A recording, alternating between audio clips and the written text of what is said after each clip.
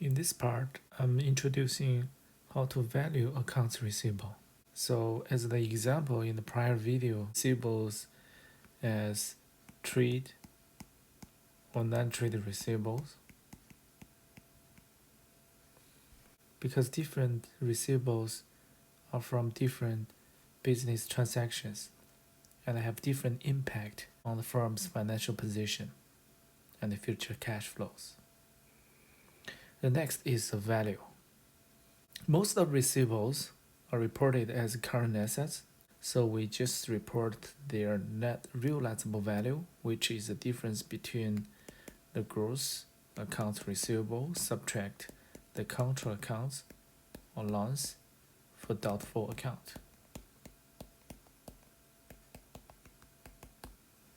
The difference is net realizable value, but for the long term, we should account for the time value of money, which we will introduce in the next part.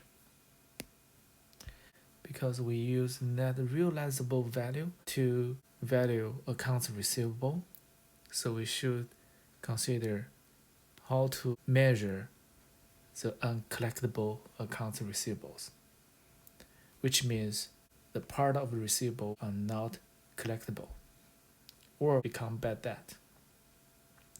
We are going to recognize the uncollectible accounts receivable as bad debt expense or uncollectible accounts expense. And there are two methods, but the first one is not recommended. So the second one, allowance, is generally accepted. So the direct write-off methods, we just debit bad debt expense rather than credit allowance for doubtful accounts. We credit accounts receivable directly. Okay, in other words, we write off accounts receivable directly. This method is straightforward, but it has deficiencies.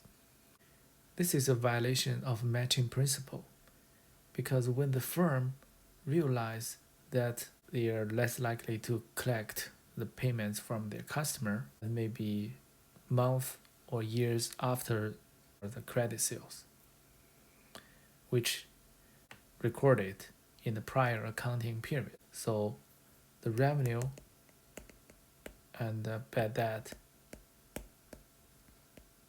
is not matched. But allowance actually fix this problem. But the allowance only recognizes the loss as estimate, okay, not the actual loss. But as long as the estimate is accurate enough, it's good. Now we focus on the allowance methods for uncollectible accounts. So first, we know allowance method is a journal entry with debit bad debt expense. We credit allowance for doubtful accounts. So the question is, what's the amount, right? So estimate the amount at the end of each period. This is an adjustment, okay? So this is also an adjusting entry. These methods, we can recognize the bad debt expense in time. So the expense will match the credit sales. The accounts receivable will be reported at their net realizable value in the balance sheet. And the amount is based on experience, the past or current collectability, and also the future forecast collectability. For example, in the future, if there's a financial crisis, so the collectability will reduce. So the firm should modify the collectability by recognizing greater bad debt expense. So this is a journal entry I write multiple times. The credit sales 1,800,000. 150 remains uncollected. The firm has collect $1,650,000. So that's the remaining balance of accounts receivable in the book. the manager estimate that 10,000 will be uncollectible. Here, and emphasize this is an estimate, okay? We will talk about how to estimate the methodology later. So if we have the $10,000, we are going to debit bad debt expense and credit allowance for doubtful accounts. So in the balance sheet, when we report this asset, we first report its gross amount, the uncollected or remaining balance, and then subtract the control accounts for allowance for doubtful accounts. Then the net realizable value is net of accounts receivable. The next is write-off on uncollectible account. So if a firm tries its best to collect from its customer but finally failed, the company is going to write off accounts receivable from the book. Usually this regarding the firm's policy of their write-off. You can check the note for more detail. Okay, so this is an example. Authorize a write-off of $1,000. So for the write-off journal entry is we debit allowance for doubtful accounts and credit accounts receivable. Accounts receivable is an asset. Credit means a decrease. So this is called write-off. Later, the customer finally make the payment because we've already written off the $1,000 from the receivables from rental company. If it finally paid, we reverse the journal entry by debiting accounts receivable and credit allowance for doubtful accounts, and then debit cash and credit accounts receivable. So this means the firm Brown Furniture collect the payments from the customer. In this section, we're going to calculate how to estimate the amount of adjustment bad debt expense. We know this is estimate, right? Percentage of the receivable approach. This is also called balance sheet method. Why? Because accounts receivable is an account in the balance sheet. We call it balance sheet method. To apply these methods, we first need the remaining balance of accounts receivable and also a rate of collectability. And the most popular way is aging methods. In the next slide, I'm going to show you an example.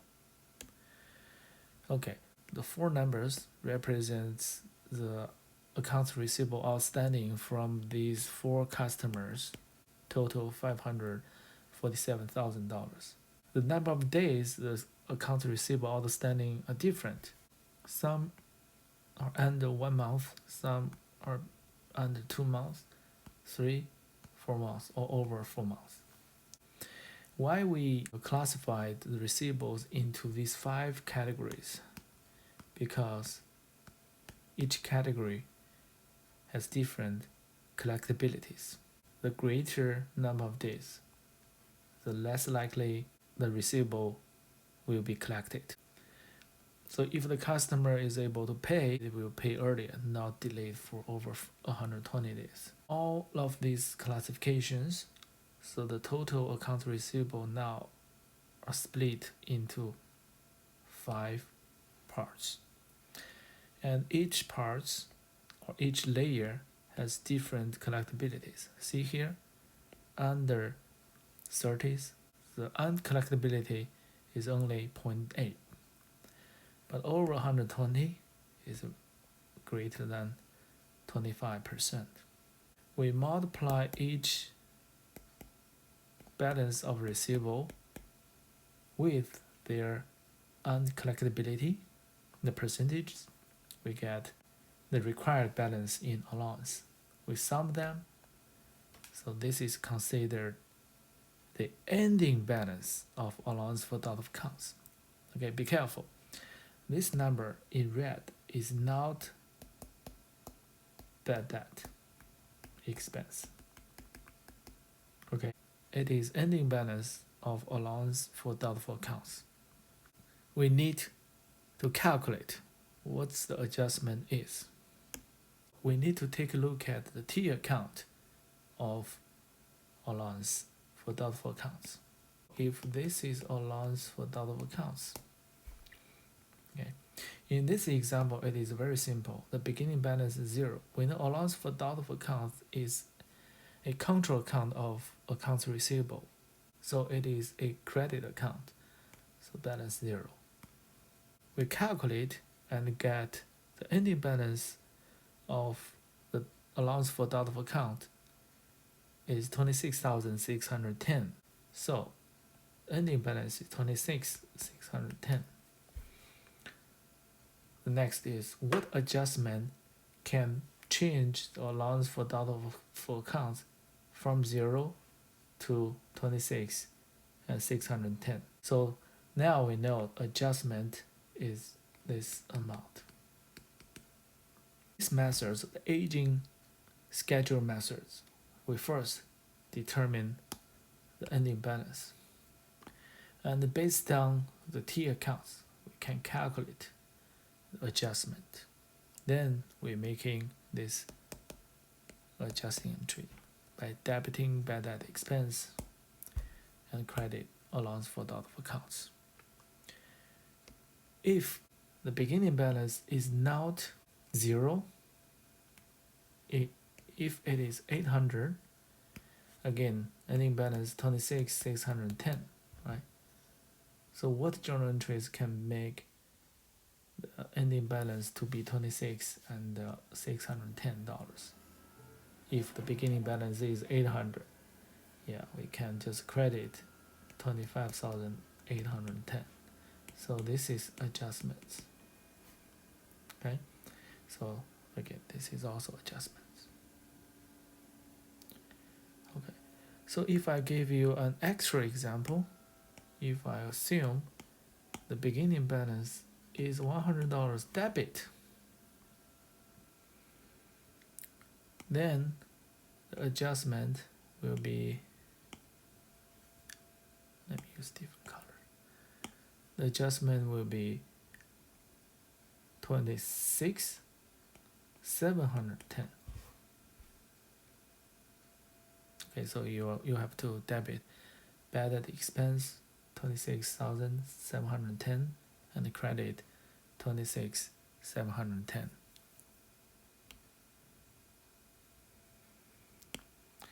Now we have these questions. These questions you will have the similar question in the exam and homework. So we are given the accounts receivable outstanding, beginning balance of allowance for doubtful accounts, the sales revenue, and all on credit. That means this is all credit sales. Sales return and allowance. Based on the given information, we prepare the journal entry to record bad debt expense. First, if the bad debt at 5% of accounts receivable is $100,000, right? 5%, so it's $5,000. But don't forget, this is ending balance of allowance for doubtful accounts, because this account as beginning balance 2,000, ending balance we calculate 5,000, so adjustment is 3,000 credit. So we are going to debit 3,000, credit 3,000. Okay, so the next question is 5% of accounts receivable, but allowance for doubtful accounts had a 1,500 debit balance. If it has debit balance 1,500, right? Ending balance is 5,000. So 6,500. This is adjusting entry.